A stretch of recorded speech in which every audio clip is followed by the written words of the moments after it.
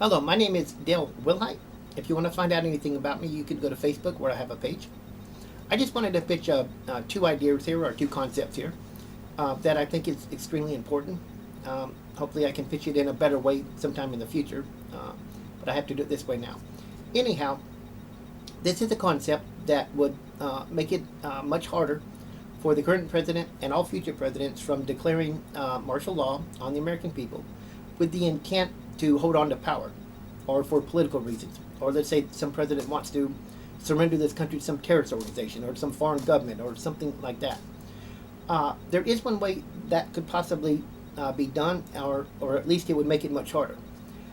We need a law, and I'd say a constitutional amendment as well, that makes it illegal, or would make it illegal for the president to declare martial law without each governor signing off. The duty of each governor is to decide right away if the president's declaration of martial law is legitimate or not. It's that governor's decision to make sure, or to determine whether the president is declaring martial law for the right reasons. Is the disaster such that it's really necessary?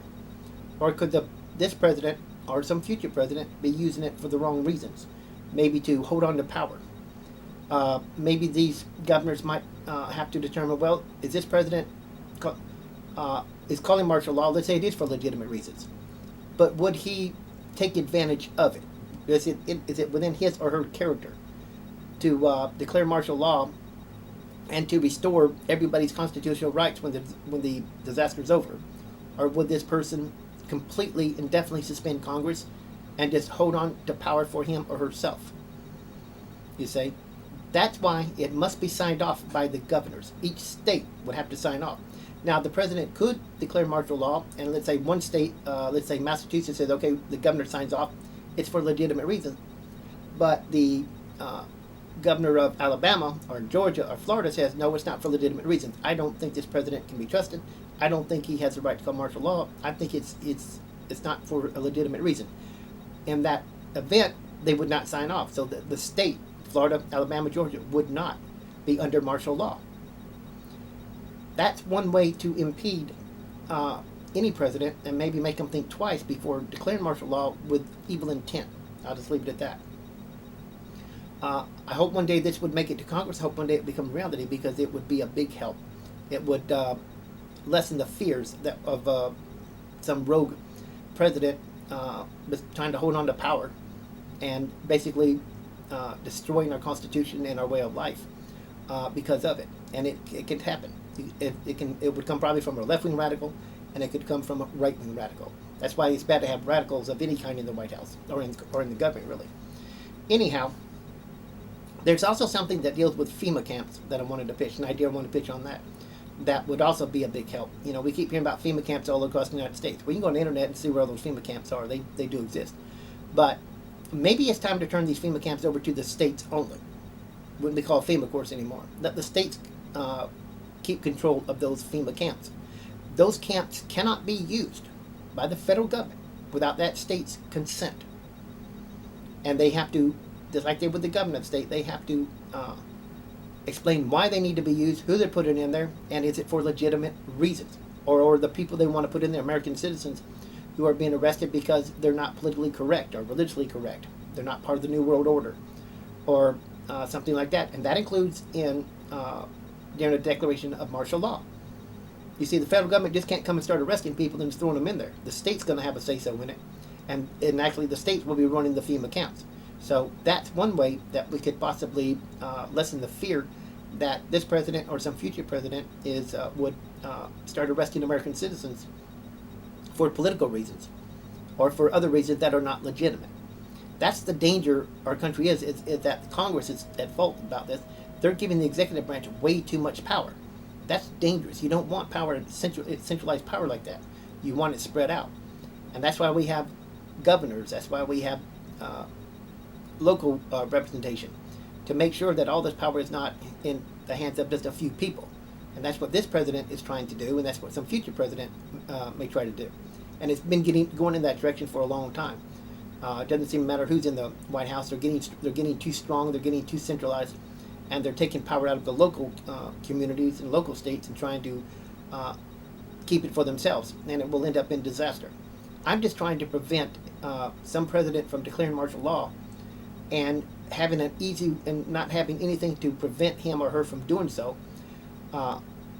Is what I'm trying to do, especially when they're doing it for the wrong reasons. When it's, again, for political reasons, or just simply to hold on to power, or they just might want to surrender this country to something, to the UN or something. I don't know. Or some terrorist organization that's holding us blackmailing us with nuclear weapons or something. That's a very good possibility that could happen at any time.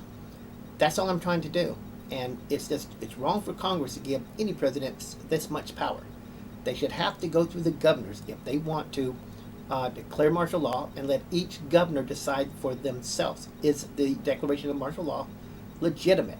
It will not affect that person's state unless that governor signs off on it. You want to use a FEMA camp, you got to go through the governor, and you got to prove to the governor that your arrest of American citizens primarily is legitimate. It's not for political reasons. There's a reason behind it. It can be justified. And of course, we need other safeguards there, like courts and stuff, to make sure that it's done in a legal manner. And these governors are also going to be responsible to make sure, along with Congress, that this president, that martial law ends as quickly as possible. Because there's always a possibility, one of them, some president in the future, may decide to hold on power indefinitely and may use that ability. Remember, President Obama has suspended 9 generals since he's come to office. That's just unprecedented. Even some of the liberal media people are beginning to wonder what's going on here. And the rumor, and it's just a rumor, it's not a fact, a rumor, that he's been asking these other generals that he's relieved of command, would they fire on American citizens if they were asked to. Now, is that been verified? No. But I keep seeing it from time to time. And again, it's just a rumor. But it does make you wonder what is going on, that all these generals are all of a sudden being relieved of command. What's he doing?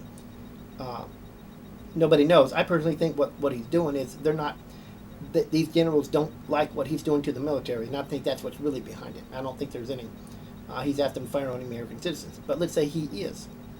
Okay. That would be scary. And that would be unprecedented. And that would sound like to me somebody that's seeking to hold on to power. But as I said, I think what he's relieved them of command for, some were mischief. They had to be relieved. But I think some of them are just not up with the new style military that he's trying to create. And I think a lot of them don't like the cuts. And because this man has no military experience of any kind. But then again, he's never managed anything in his life. So what would he know? But anyway, I don't think there's any problem there. But it's just becoming, suspicious, and you have to be on your guard. And right now, we don't have news media that really keeps this man on his toes very much. There's a few that do, but most don't. But anyhow, all I'm trying to do is impede any president, including this one, from being able to declare martial law with ease. And again, it's the Congress that made it so easy for a president to do that. And they're not very bright when it comes to this. It seems like you have to have something there to block them, to make it harder. That's why we have a Congress, and that's why we have local representatives. Why you have governors, because so that the executive branch couldn't control everything.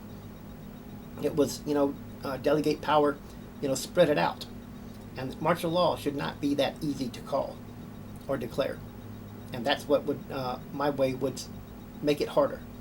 All I'm trying to do is make sure that if the president declares martial law, that he has the support of the governors, of the states, and of the American people. And this is one way to do that. It's just an idea, and I hope eventually it makes its way to the politicians and congressional leaders that could make it one day a reality, because we need it probably sooner than later. Thank you for your time.